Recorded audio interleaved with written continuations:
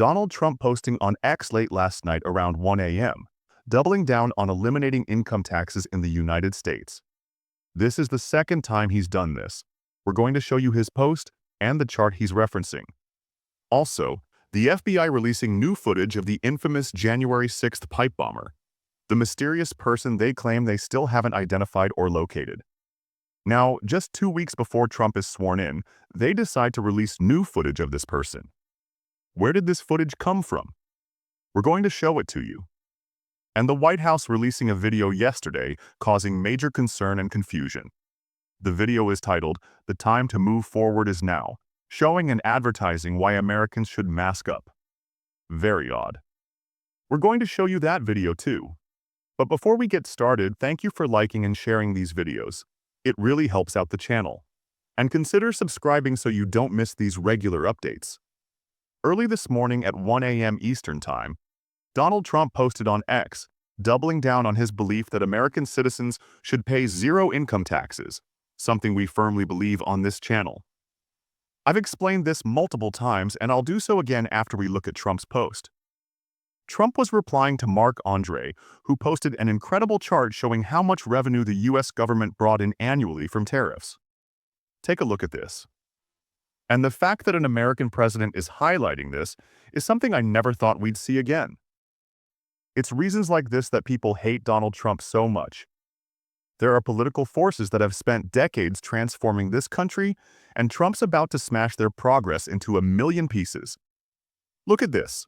Tariffs as a share of total federal receipts between 1798 and 1913. From 1798 until the turn of the 20th century, between 50% and 100% of government revenue came from tariffs. That means almost all government revenue was generated from tariffs, with the remaining amount from sales taxes. The government was funded by tariffing other countries. This only stopped because of Theodore Roosevelt.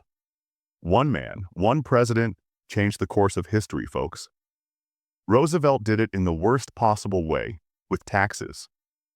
120 years later, we're still living with the repercussions. Theodore Roosevelt believed wealthy people should pay the government a tax, and he used his political influence to impose gradual income taxation on U.S. citizens, instead of using the system of tariffs that we had used since the country was founded. Realize, up until the early 1900s, income taxes were unconstitutional. In his 1907 State of the Union speech, he said this: "A graduated income tax of the proper type would be a desirable feature of federal taxation, and it is to be hoped that one may be devised which the Supreme Court will declare constitutional." After this, presidents just got greedier and greedier. By the 1930s, Franklin D. Roosevelt was famous for telling wealthy people, "If you don't want to pay your fair share, leave the country. Just leave." And the rest is history. We hear this kind of thing all the time.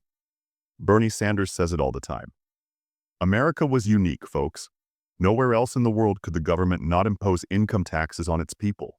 Only in America. We were the land of the free. We've forgotten this. Well, not for long. Not if Donald Trump can help it. So Mark Andre posts this chart and says, "This is a really remarkable chart of tariffs as a percent of total federal revenue." The Second Industrial Revolution, perhaps the most fertile era for technology development and deployment in human history, was between 1870 and 1914. Amazing. Trump responds to Mark Andre's post, writing, "Tariffs and tariffs alone created this vast wealth for our country." Then we switched over to income taxes. We were never so wealthy as during this period. Tariffs will pay off our debt and make America wealthy again. Hallelujah and good riddance.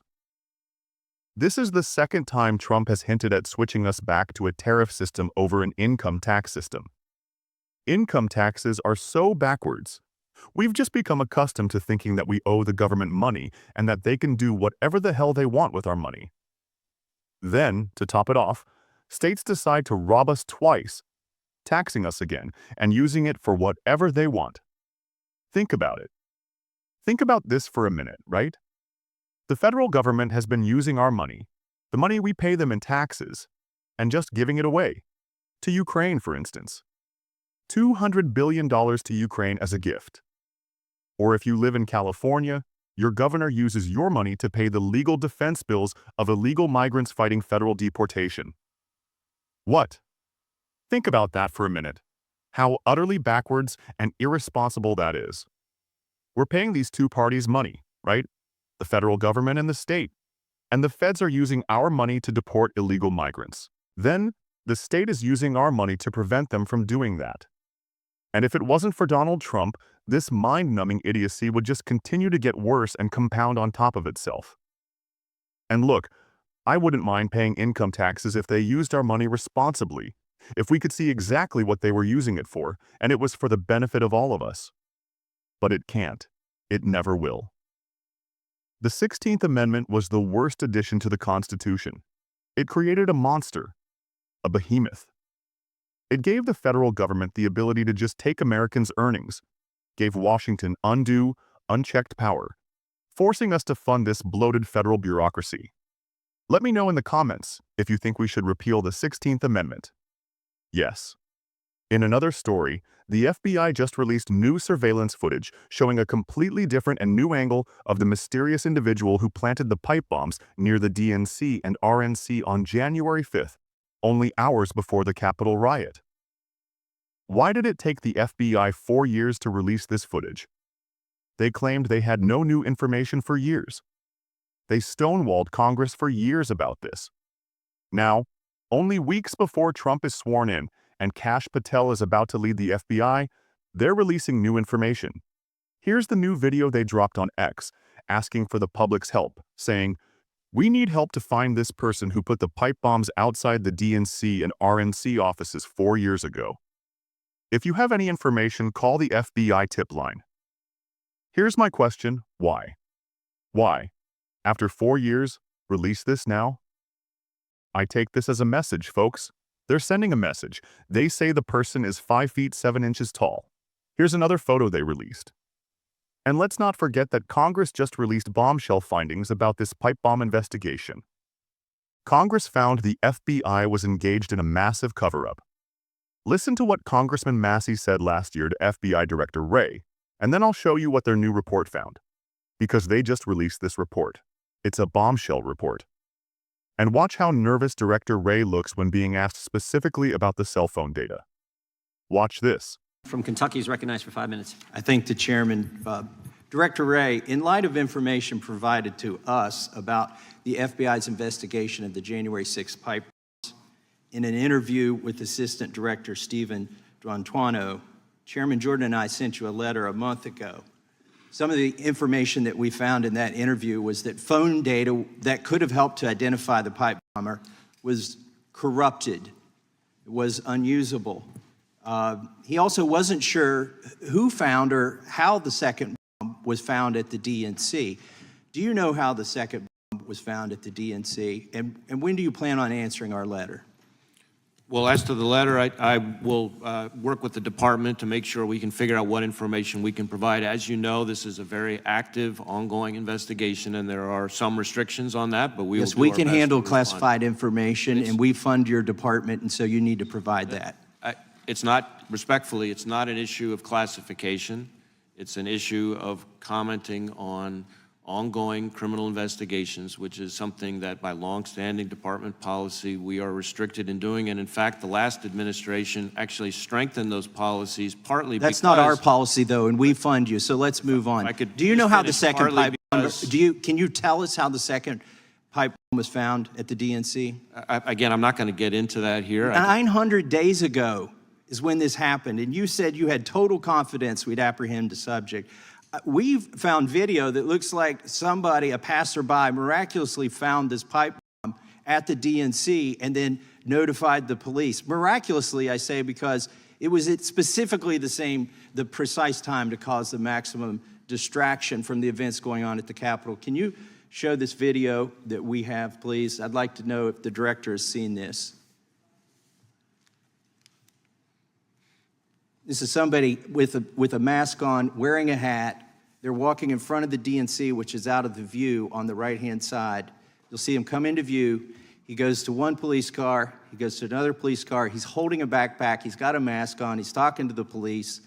And within a minute, they start scrambling. You'll see the camera turn to the pipe bomb, the location of the pipe bomb. By the way, that's, I believe the Metro police are now getting out of their car, and that's Vice President-elect's detail in the black SUV, I believe, parked about 30 feet from the pipe bomb, eating lunch. Okay, now we go over to the location of the pipe bomb. The cameras are scrambling. It appears to me that that's not a coincidence, that the person with the backpack who walked by that bench and then went up to the police and the detail didn't do that accidentally. They had a purpose in mind, and that what transpired after that was the result of information that person gave to them. If that person found the pipe bomb, would they be a suspect? Well, again, I don't want to speculate about specific individuals. I will tell you that we have done thousands of interviews, reviewed something like 40,000 video files, of which this is one, assessed 500-something tips. Have you interviewed reviewed that the person? Devices.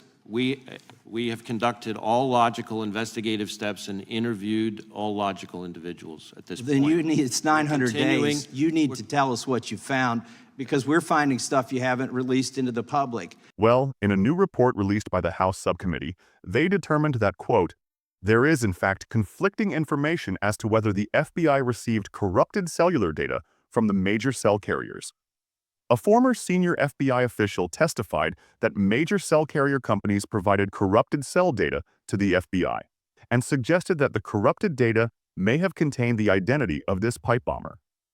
However, in responses to letters from the subcommittee, the major cell carriers confirmed that they did not provide corrupted data to the FBI and that the FBI never notified them of any issues whatsoever with accessing the cellular data. So they had the identity in this data, but the FBI is claiming it's corrupted. The cell carriers say it's not corrupted. Look, we're going to learn the truth about this soon, folks. 2 more weeks.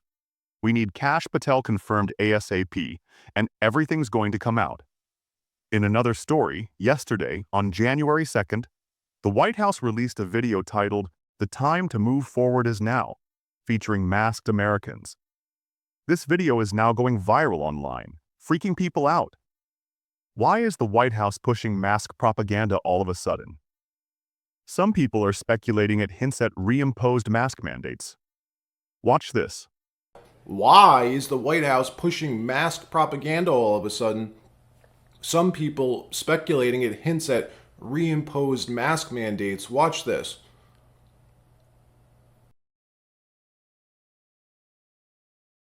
What in the world are they doing pushing this out now? Well, it turns out this video isn't new. It was originally posted during the pandemic in 2021. So why? Why on earth would Joe Biden's team think it's a good idea to repost this, to recirculate this now? Honest question. We saw some of the same characters who pushed the jab on all of us hard during 2020, like Dr. Wen, come out this week on mainstream media demanding that the Biden administration order up bird flu jabs. Demand the Biden administration get to work in the weeks you have left, she said. You can't make this up. Watch. That's when it becomes a major threat to humankind. What should be happening in the Biden administration right now that isn't going on? Yeah, there are 2 main things that they should be doing in the days that they have left. The first is to get testing out there. I feel like we should have learned our lesson from COVID that just because we aren't testing, it doesn't mean that the virus isn't there. It just means that we aren't looking for it. We should be having rapid tests, home tests available to all farm workers, to their families, for the clinicians taking care of them, so that we aren't waiting for public labs and CDC labs to tell us what's bird flu or not.